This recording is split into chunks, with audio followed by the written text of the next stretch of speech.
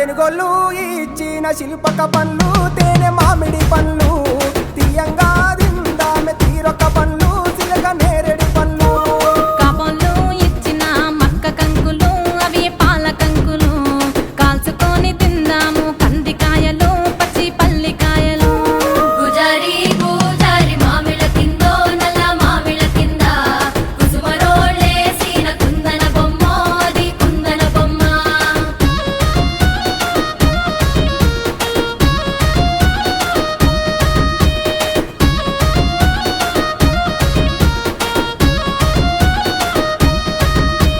బెస్తోలు పెట్టిన పచ్చి చేపలు అవి వట్టి చేపలు